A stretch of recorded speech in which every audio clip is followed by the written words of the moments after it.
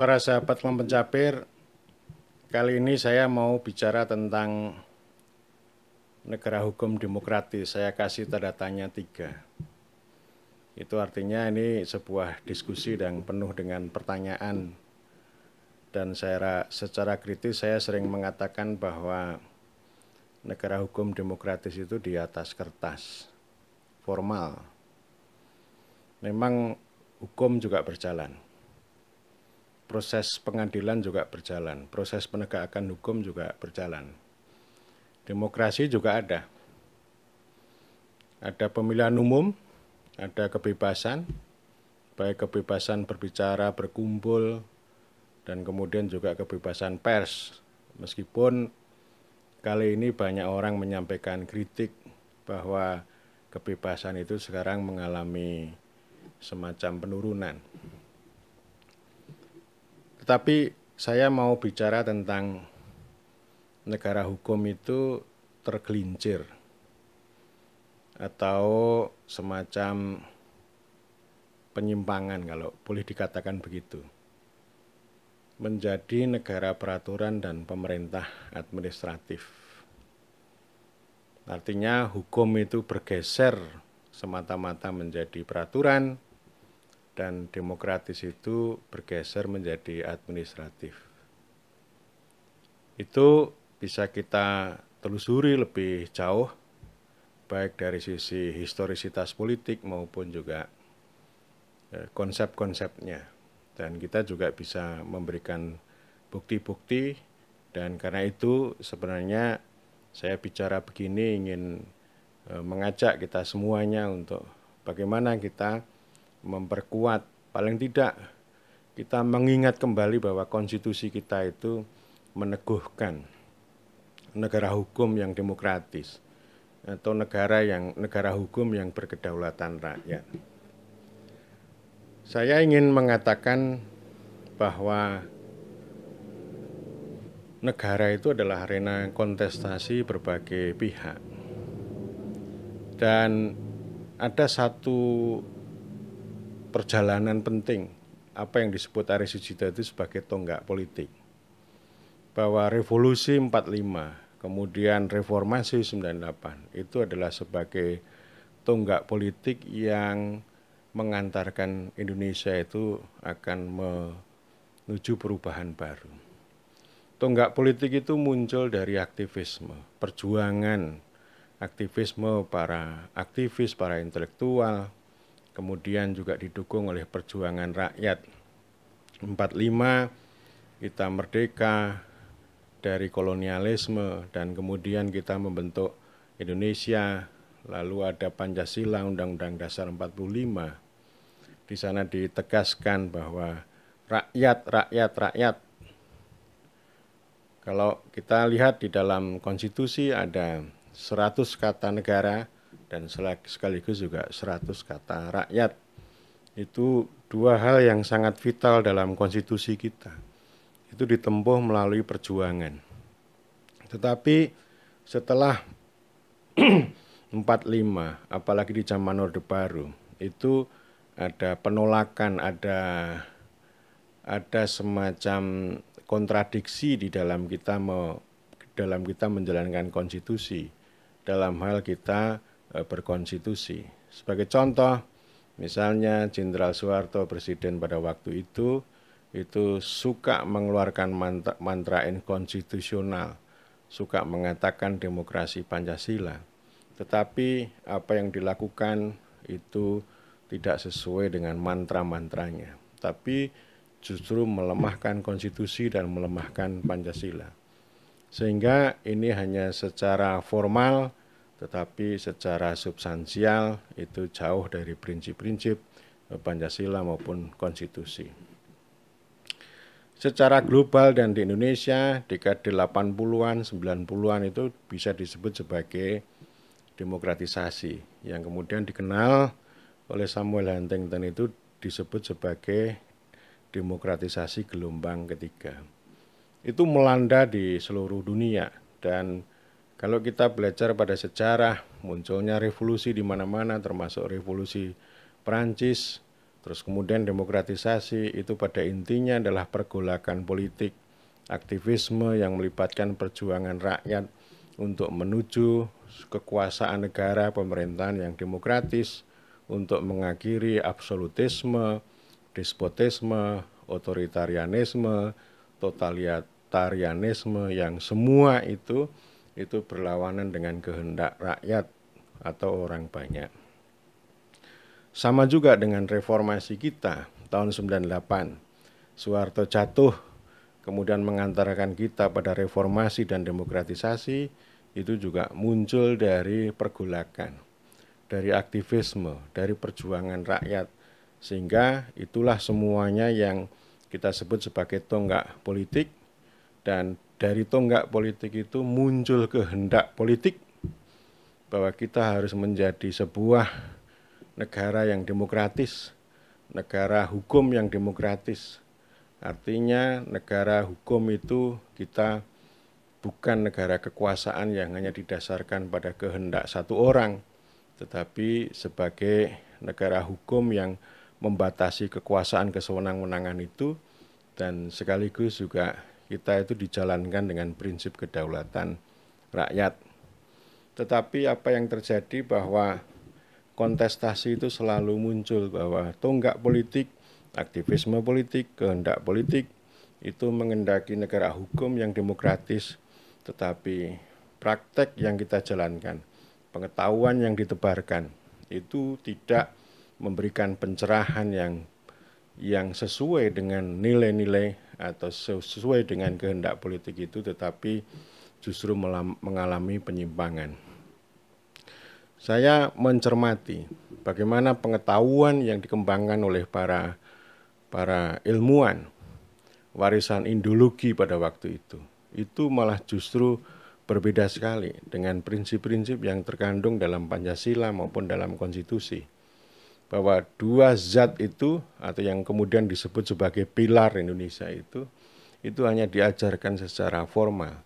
Tetapi teori-teori maupun pemahaman kita tentang kenegaraan, tentang pemerintahan itu justru mewarisi pengalaman kolonialisme, dan itu diajarkan dalam tradisi Indologi.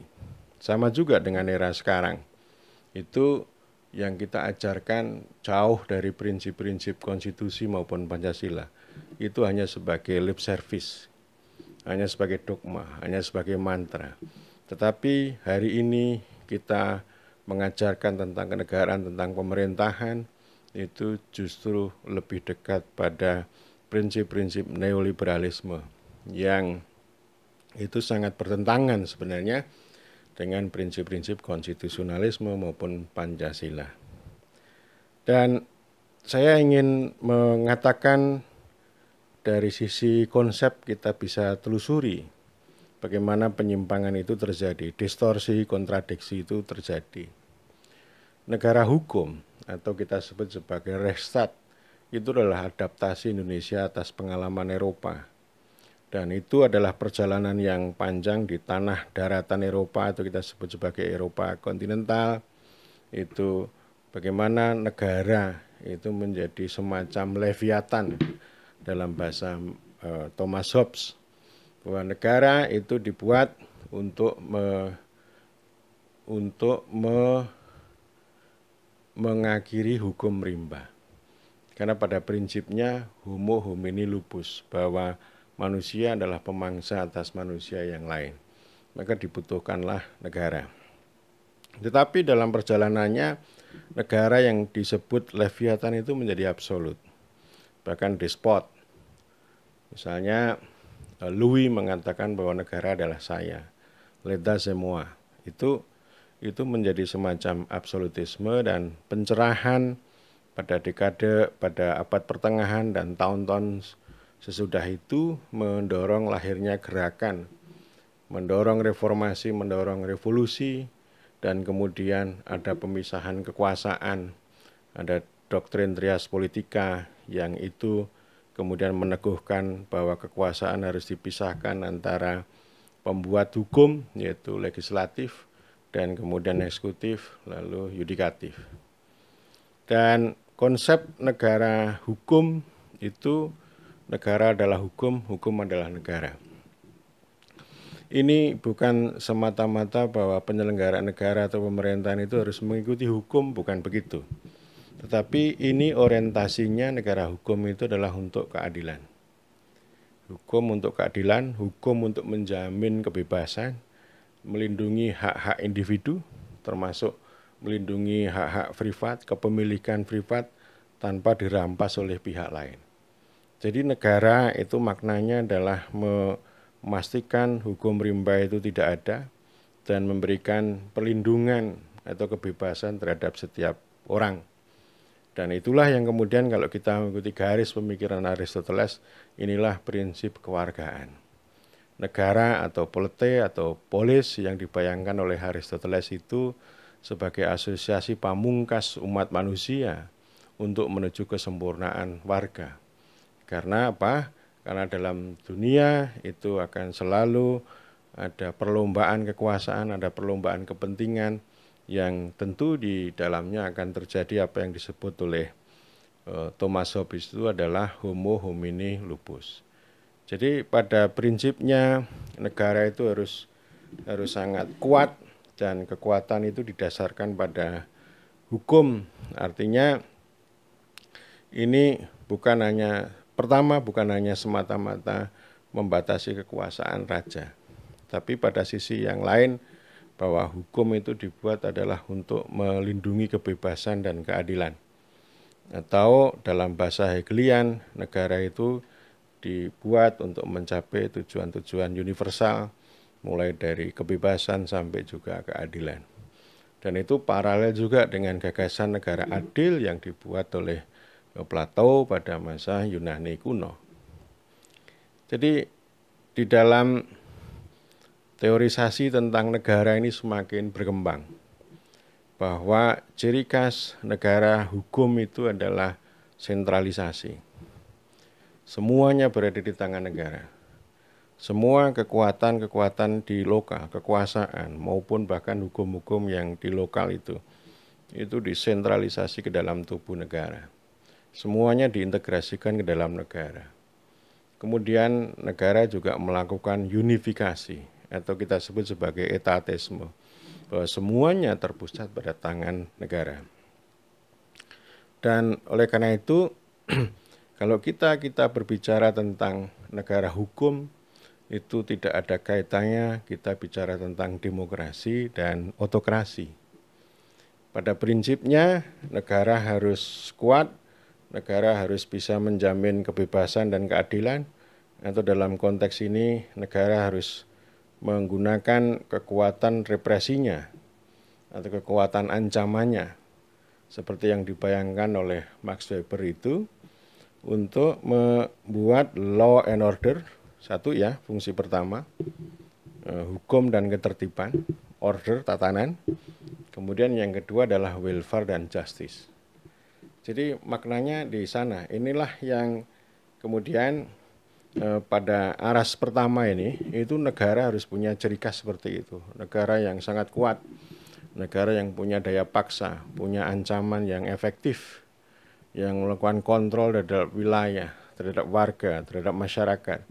Bahwa tidak ada organ-organ yang lain yang itu bisa mengancam hukum negara. Jadi hukum itu tidak hanya untuk membatasi kekuasaan, tapi juga untuk menegakkan tadi law and order dan juga welfare dan justice.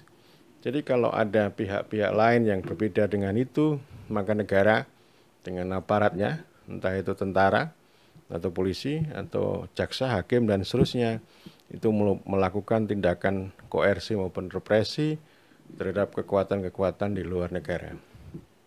Dan oleh karena itu, kalau kita belajar pada buku Daron Acemoglu dan James Robinson, itulah ciri khas pertama, bahwa sentralisme politik di tangan negara itu adalah ciri khas pertama institusi yang inklusif, ya, yang menjamin kemakmuran, keadilan, kesejahteraan, dan seterusnya. Itu yang pertama. Demokratis itu pada level pemerintah. Kalau hukum itu pada level negara, demokratis itu pada level pemerintah. Karena pemerintah di sini bertugas untuk menyelenggarakan, mengatur dan mengurus negara. Bagaimana menjalankan fungsi-fungsi negara itu ya, law and order dan juga welfare dan justice itu. Termasuk bagaimana negara itu melakukan pengontrolan, pengaturan terhadap aparat negara yang menjalankan dua fungsi itu. Tetapi bahwa pemerintahan ini dinamis. Pemerintahan dinamis, artinya logika pemerintah itu tidak sama dengan logika statis yang dimiliki oleh negara.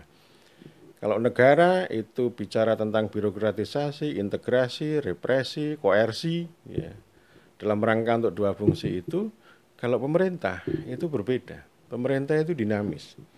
Pemerintah itu bagaimana negara itu yang hukum tadi tetap dijalankan dengan prinsip-prinsip demokratis, artinya bahwa negara itu tidak semena-mena dalam menjalankan fungsi itu, sehingga itu justru menghancurkan kebebasan yang dimiliki oleh rakyat atau oleh warga atau oleh masyarakat.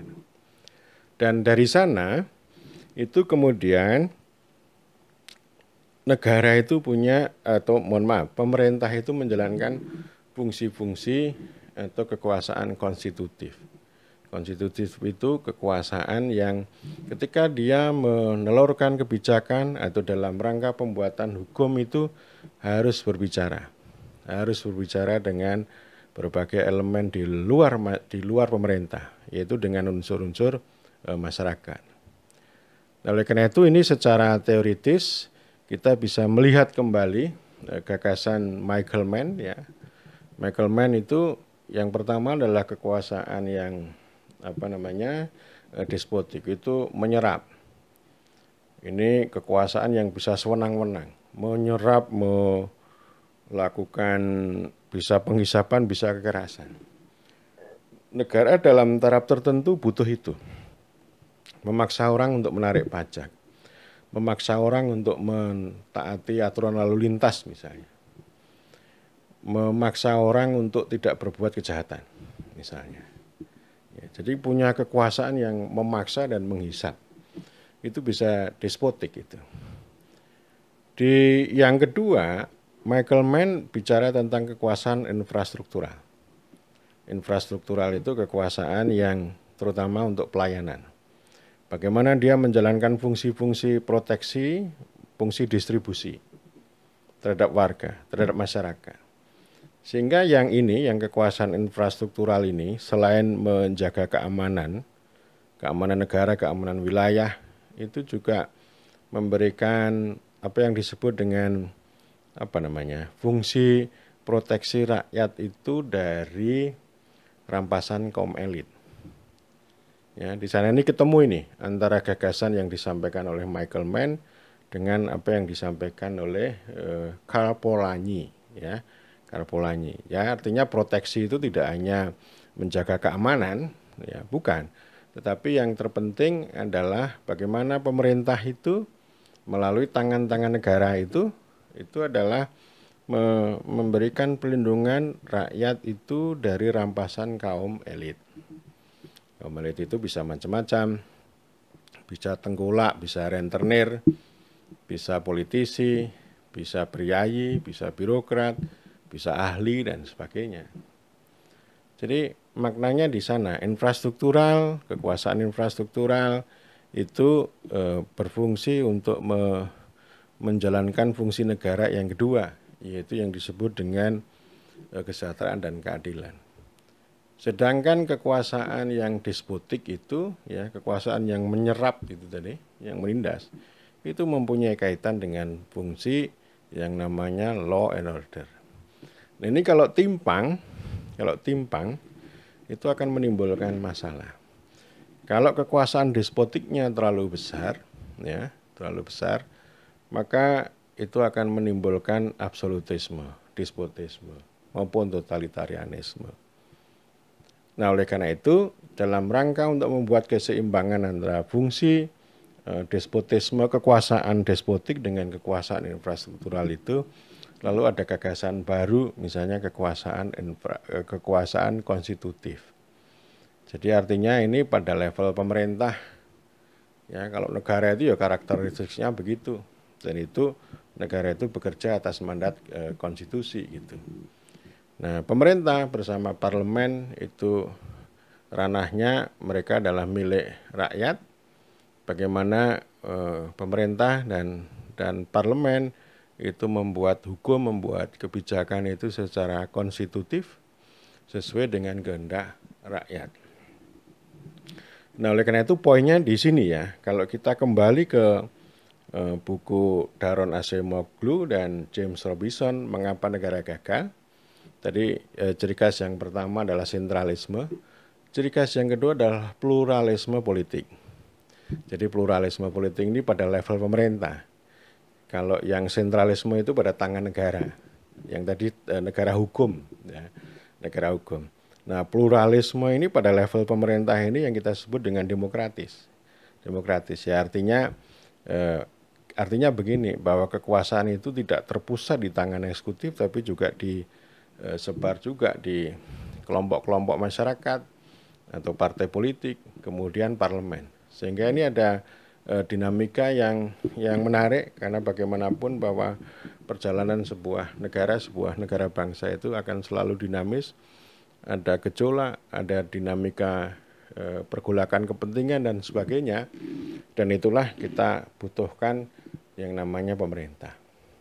Dia bekerja secara politik, secara hukum, dan secara administrasi, bagaimana menanggapi atau merespon tuntutan dari rakyat yang begitu dinamis. Ya, jadi itu cara kita memahami bahwa ya negara itu, kalau kita mengikuti konsepsi negara hukum yang ada di Eropa itu, ya ciri khasnya itu. Ada sentralisasi, ada birokratisasi, ada unifikasi, ada integrasi, ada represi, ada koersi gitu. Ini tanpa ampun, itulah yang disebut negara kuat. Tapi negara kuat itu dalam rangka untuk tadi ya, dua tadi, law and order, dan kemudian yang satu adalah welfare dan justice. Jadi kalau hanya jalan satu itu akan menimbulkan masalah gitu. Nah, yang kedua pemerintah ya. Pemerintah, dan kita juga melihat pengalaman di Jerman bahwa yang namanya negara hukum atau Rechtsstaat itu sebenarnya sudah lama. Tetapi sebenarnya lebih banyak bahwa Rechtsstaat itu tergelincir menjadi negara peraturan sebenarnya. Atau dalam bahasa di Amerika itu bukan rule by law, tapi bukan rule of law, ya, bukan kekuasaan hukum, bukan aturan hukum, tetapi berkuasa dengan hukum atau rule by law. Memang ini secara konsepsional ada perbedaan antara mazhab Anglo-Saxon yang banyak berbicara tentang rule of law, dan yang satu yang berbicara tentang Rechtsstaat itu Eropa kontinental.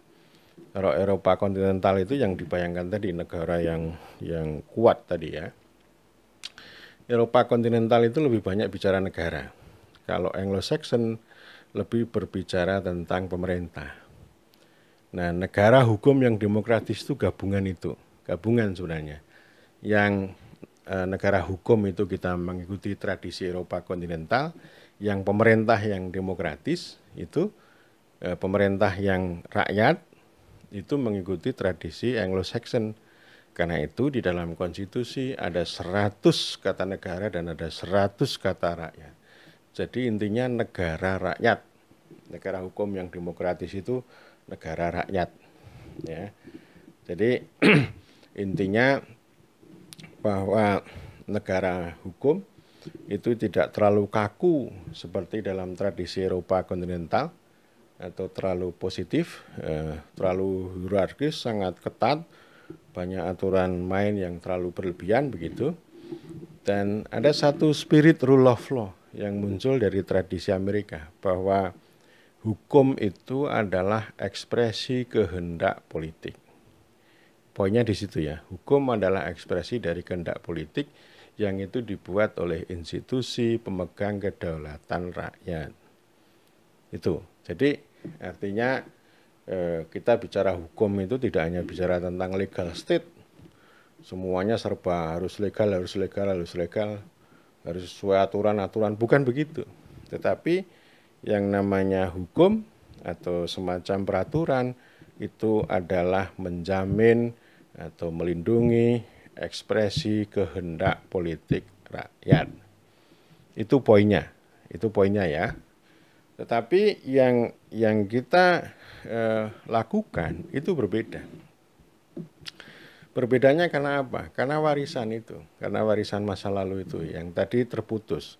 45 kita mengalami dekolonisasi, tetapi yang namanya praktek pemerintahan, pengetahuan pemerintahan, pengetahuan negara itu adalah warisan kolonial.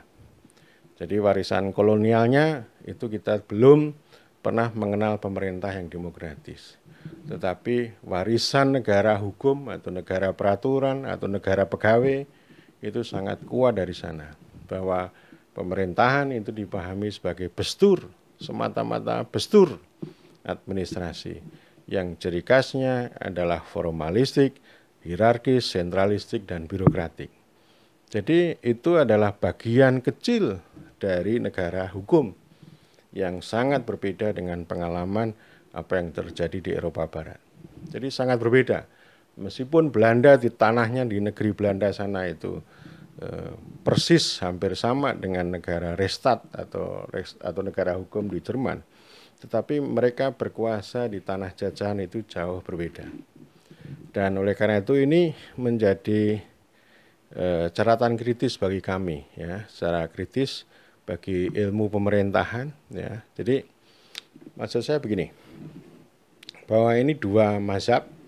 Kalau Anglo-Saxon itu berbicara tentang politik dan administrasi, lalu kalau mazhab kontinental Eropa itu bicara tentang hukum dan administrasi. Nah, pada periode pasca perang ada konvergensi. Konvergensinya pada titik administrasi. Administrasi model bestur yang di Eropa yang kemudian dibawa ke Indonesia, dan administrasi publik yang itu menyertai perjalanan developmentalisme di Indonesia. Jadi ini yang kemudian mengalami penyempitan. Administrasi pemerintahan itu mengalami penyempitan. Kalau politik itu bicara tentang tentang demokrasi, hukum itu berbicara tentang negara hukum tadi, kemudian administrasi itu menjalankan menjalankan kehendak politik yang dihukumkan tadi, kehendak politik yang kemudian ditegaskan secara adil di dalam kerangka hukum. Nah, apa yang terjadi di kita bahwa hukum itu bukan sebagai ekspresi kehendak politik, tetapi lebih banyak sebagai instrumen administratif untuk membelenggu, memenjarakan politik. Jadi ini yang kemudian kita kenal dengan negara pegawai atau negara administratif atau negara peraturan atau pemerintahan administratif. Jadi administrasi yang model Anglo-Saxon, yang model Eropa itu bersatu ya. Bersatu itu yang kemudian kita memahami bahwa pemerintah itu identik dengan birokrasi. Pemerintahan itu identik dengan administrasi. Itu terus-menerus ya. Kalau kita membayangkan yang namanya proses penyelenggaraan pemerintahan, itu ya adalah bestur, adalah administrasi. Yang itu kita kenal sekarang. Jadi artinya sarjana pemerintahan itu sarjana yang memahami dan kemudian meneguhkan pemerintahan administratif. Bukan pemerintahan yang demokratis. Jadi tidak mengenal, tidak bisa mengelaborasi dengan baik, termasuk juga mempraktikkan dengan baik apa yang disebut dengan negara hukum yang demokratis. Tetapi lebih banyak menerapkan adalah pemerintahan administratif dan negara peraturan itu. Jadi ini seperti dalam masyarakat baris berbaris. Masyarakat baris berbaris itu setiap orang itu tidak bisa melakukan tindakan kecuali yang perintah. Berbeda kalau dalam tradisi bahwa hukum adalah ekspresi kehendak politik, itu sama dengan sepak bola. Ada kebebasan di sana bahwa setiap orang bebas melakukan apapun kecuali yang dilarang. Jadi artinya kalau striker itu mau menembak gol itu tidak harus menunggu perintah. Ini digolkan enggak gitu ya. Tidak harus menunggu perintah, ya golkan aja kan gitu. Itu saya kira dalam tradisi campuran antara Eropa kontinental dengan Anglo-Saxon itu di situ sebenarnya. Jadi negara hukum yang demokratis itu maknanya di situ. Jadi ini ada titik temu ya, meskipun hukum sama politik itu sering berbeda, tetapi bahwa hukum itu maknanya untuk ekspresi politik. Ya, itu jelas. Yang kedua, hukum itu adalah untuk menjamin kebebasan, menuju keadilan. Nah, persoalannya kalau ada pihak-pihak atau ada orang menggunakan kebebasan atau mengejar kepentingan itu merugikan kepentingan pihak lain, maka disitulah akan terjadi pelanggaran hukum. Dan pelanggaran hukum akan diikuti dengan penegakan hukum.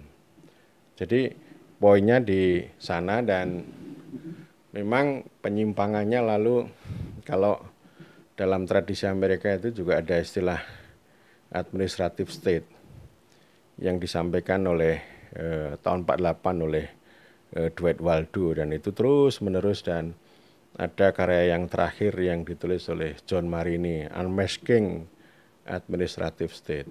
Ya, jadi ini negara administratif sama negara peraturan ini dua sisi mata uang.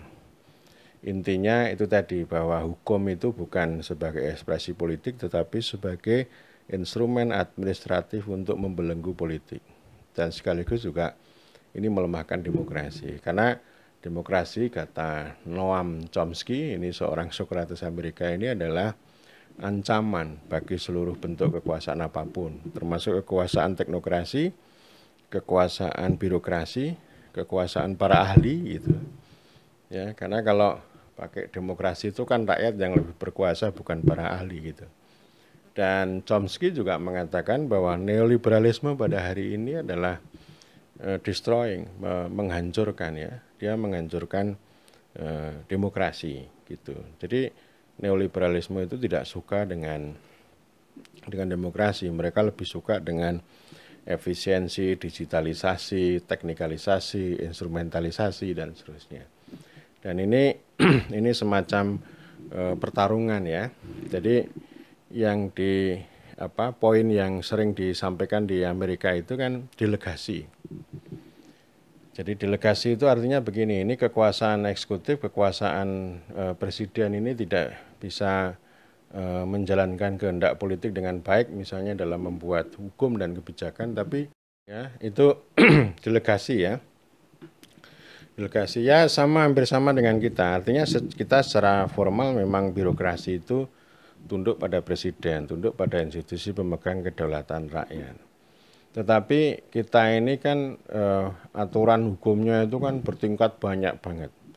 Jadi undang-undang sering mendelegasikan ke peraturan pemerintah. Peraturan pemerintah mendelegasikan ke peraturan menteri. Nah, di sana itu akan ada detail. Di dalam detail itu ada devil, ada itu tadi namanya delegasi. Jadi semakin banyak delegasi itu akan semakin mengarah pada kekuasaan yang administratif. Di sanalah kemudian yang namanya keahlian teknokratis itu akan bermain. Jadi semakin banyak pasal-pasal, banyak aturan yang didelegasikan itu akan semakin mengurangi demokrasi. Yang itu tentu kita akan bahas lebih lanjut ya tentang bagaimana kaitan antara politik pengetahuan nanti di lain kesempatan ya, kaitan antara politik dan pengetahuan dalam kebijakan. Jadi poinnya itu. Jadi artinya yang disampaikan oleh John Marini ini selain delegasi itu yang kemudian membuat bahwa kekuasaan birokrasi, administrasi menjadi lebih besar. Jadi artinya administratif itu menjadi cabang keempat. Setelah eksekutif, legislatif dan kemudian yudikatif, yang dulu entah itu oleh John Locke maupun Montesquieu kan hanya bicara tiga ya, hanya bicara tiga. Tetapi dalam perjalanannya, dan itu kemudian karena pengaruh dari model birokratisasi di Eropa, kemudian juga munculnya gagasan tentang administrasi maupun progresivisme Amerika yang dirintis oleh Woodrow Wilson pada tahun 1880-an gitu. Maka kekuasaan administratif ini menjadi lebih besar, bahwa administrasi menurut mereka itu punya kekuasaan yang bisa bertindak tanpa didahului oleh undang-undang, tanpa didahului oleh hukum. Karena menurut mereka yang namanya politik, yang namanya hukum, konstitusi itu sudah kadaluarsa, sudah tidak relevan dengan tantangan zaman. Kalau mereka bilang, kalau kita mau maju, kekuasaan administrasi ini harus otonom. Kekuasaan administrasi itu punya legislatif, punya eksekutif, dan punya yudikatif juga. Jadi inilah yang kemudian mereka mengembangkan kekuasaan secara otonom. Jadi dulu bayangan si Woodrow Wilson ini supaya cepat, supaya kekuasaan administrasi, birokrasi, administrator itu lebih objektif, lebih rasional, ya, patriotik, tanpa pamrih, gitu. Yang harus lepas, harus bersih dari campur tangan politik dan juga hambatan hukum. Ya, itu dulu begitu. Tapi dalam perjalanannya ini kan menjadi kekuasaan yang sangat besar. Jadi ini administrasi, birokrasi yang semakin membesar juga didukung oleh teknokrasi, lalu di sini semakin melemah. Ya, Amerika itu sempat lama, periode awal tahun 900-an sampai katakanlah tahun 70-an itu begitu ya. Bahwa ini yang kemudian sering disebut sebagai Amerika progresif, atau bahasanya ada namanya Great Society atau big government ya, atau bahasa lain adalah negara administratif. Tetapi saya kira pengalaman sejarah yang progresif sudah ada jauh sebelum tahun 1900. Entah itu melalui basis pertanian yang sangat diutamakan oleh Thomas Jefferson, kemudian dalam perjalanannya juga ada revolusi industri, ada kereta api dan sebagainya gitu. Jadi artinya sebenarnya yang disebut dengan progresivisme Amerika itu sebenarnya poinnya adalah itu tadi. Amerika menjalankan pemerintahan itu yang lebih bermakna administratif itu berbicara tentang bagaimana menjalankan itu secara lebih cepat, efisien, dan efektif. Jadi politik itu sebagai campur tangan politik itu sangat buruk, dan hukum itu sebagai hambatan.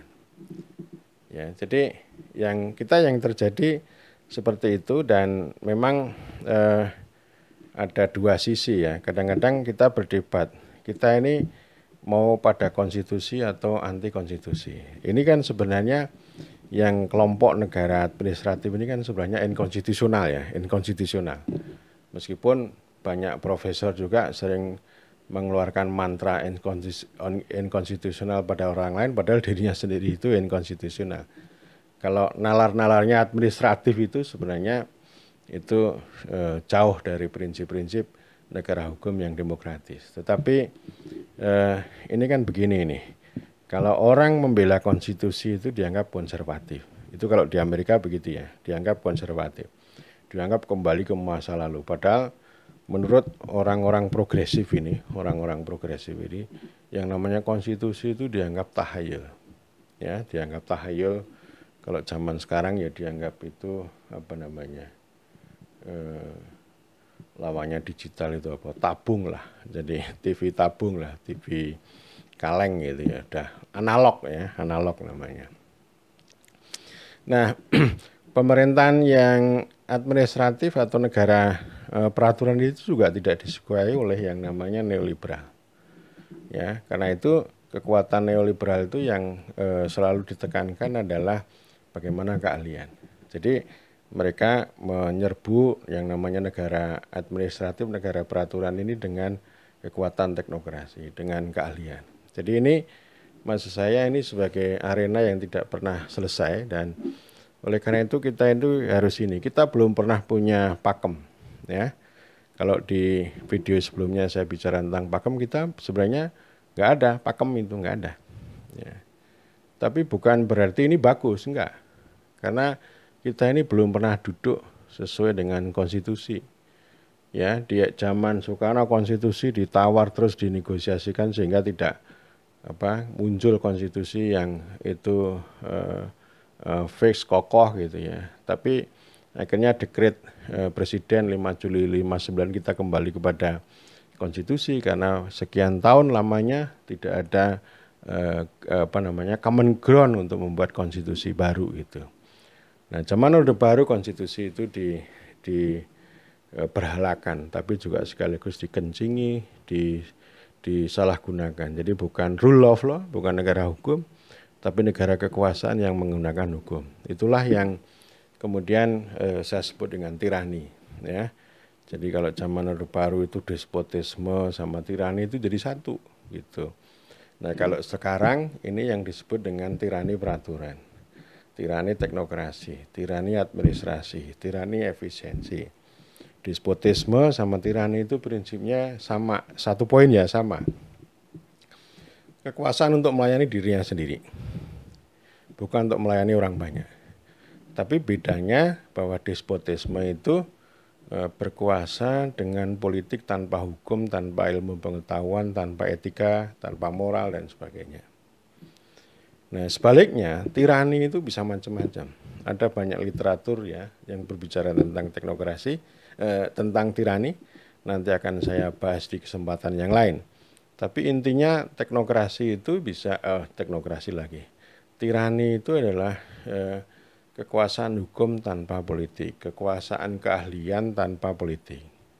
Ya, jadi ini tidak ketemu, dan itulah selalu ada kontestasi mengapa kita itu harus kembali ke gagasan ya, dari sisi diskursus, dari sisi pengetahuan, pemahaman, kita harus kembali ke prinsip negara hukum yang demokratis.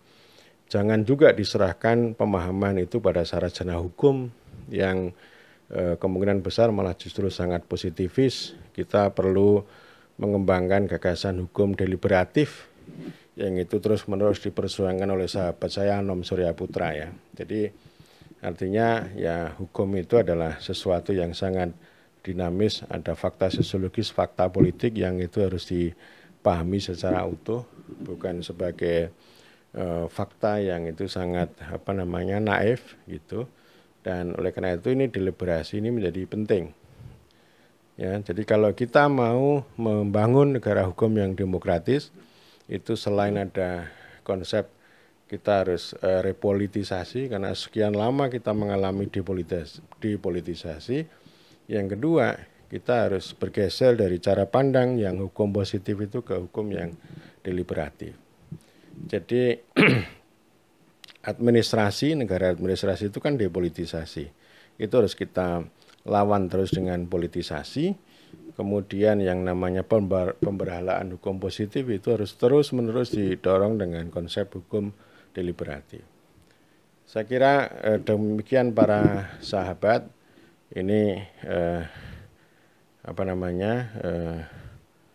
barangkali ada beberapa poin yang nanti harus saya dalami. Tadi saya sudah menyampaikan, ya saya dalami. Nanti akan saya lihat kembali kekurangannya di mana dan saya akan elaborasi, dan saya terus-menerus akan menyampaikan bahwa kita harus kembali ke konsep negara hukum yang demokratis. Terima kasih.